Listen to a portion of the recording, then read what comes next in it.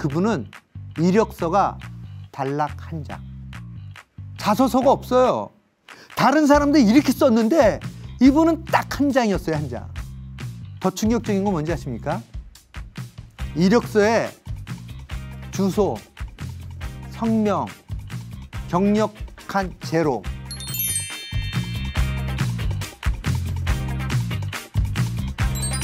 실제 일터에서 가장 헷갈리는 게 뭐냐면은 신앙이 없는데도 불구하고 너무 겸손해 보이는 거예요.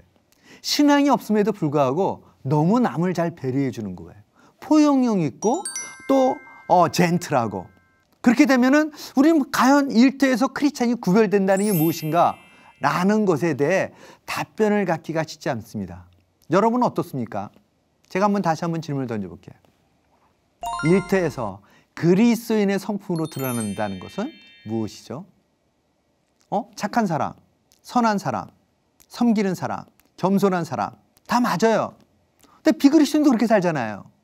그렇다면 크리스찬은 그거 이상의 뭔가 차별이, 구별이 있어야 되는데 그것이 뭘까요? 자, 갈라디아서 5장 22, 23절 말씀입니다.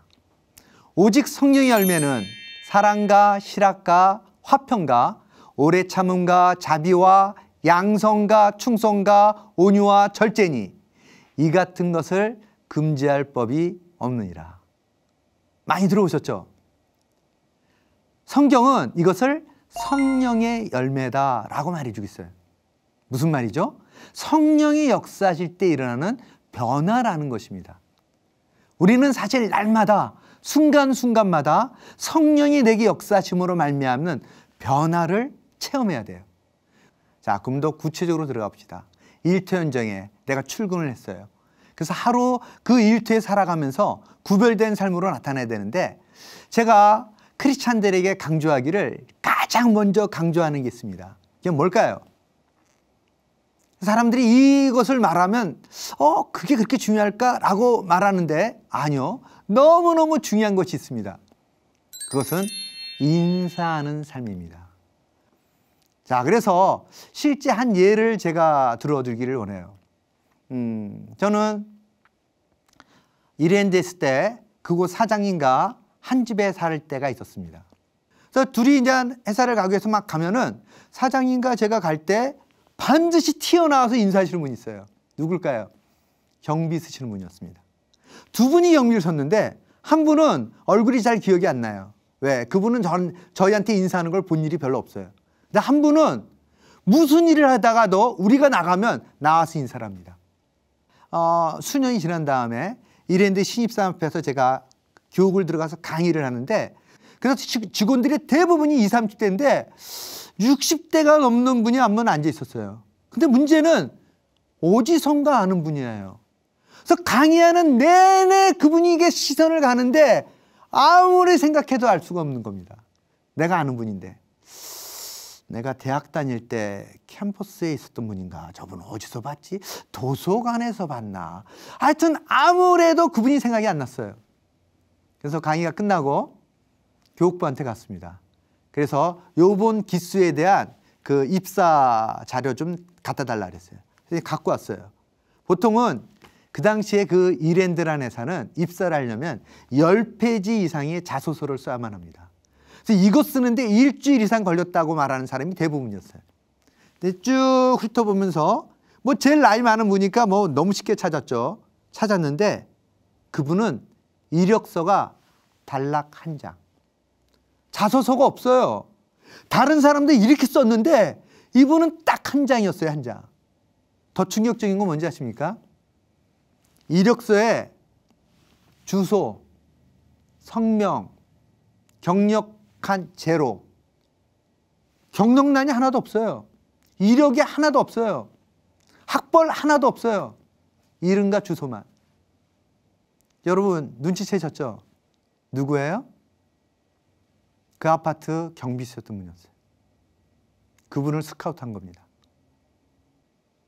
인사는 인생을 역전시킵니다. 그분은 학력이 없어요, 여러분. 자, 인사는 뭐라고요? 내가 누구인지를 드러내는 너무 중요한 그래서 단순한 예의가 아닙니다.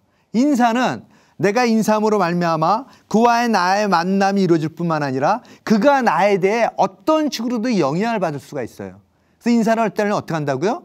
큰 소리로 긍정적 멘트로 그에게 밝은 표정으로 인사를 하는 것입니다. 인사를 할 때는 확실하게 인사하는 게 좋아요. 예를 들면 안녕하세요. 이렇게 하는 게 아닙니다, 여러분. 인사는 내가 그를 존중한다라고 하는 이웃사랑에 대한 확실한 크리스찬의 사인으로 나타나야 돼요. 그래서 저는 인사가 너와 나의 관계에서 너무나도 중요하다고 확신합니다.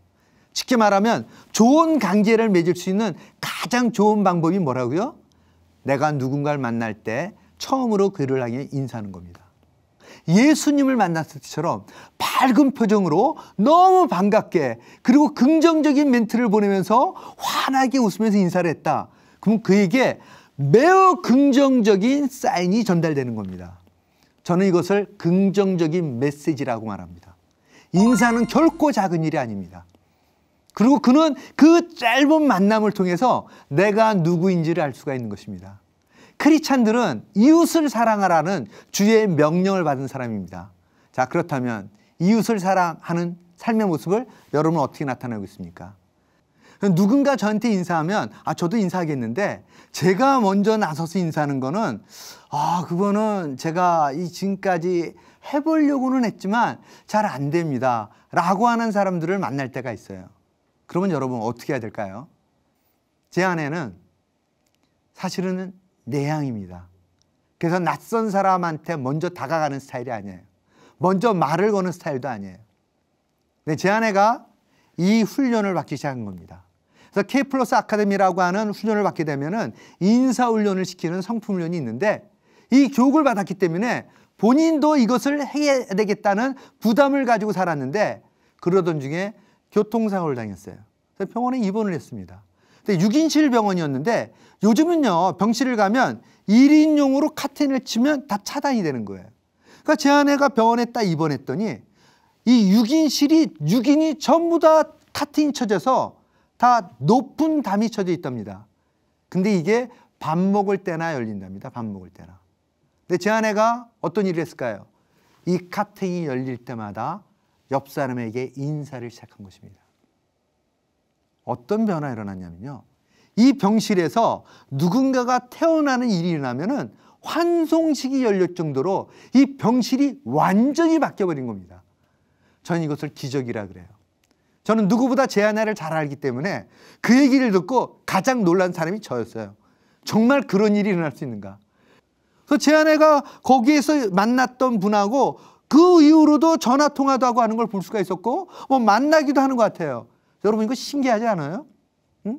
단지 많이 있어봐야 1주, 2주일 만났는데 인사는 너와 나의 관계를 새롭게 너무 멋지게 맺어주는 그래서 우리가 스치는 사람에게만 인사를 해도 인생이 바뀝니다. 그리고 이것이 그리스도인의 구별된 삶의 첫 단추입니다. 저는 그리스도인은 일터에서 구별된 삶으로 반드시 나타나야 된다고 확신합니다. 만일 내가 일터에서 그리스도인의 구별된 삶이 무엇입니까?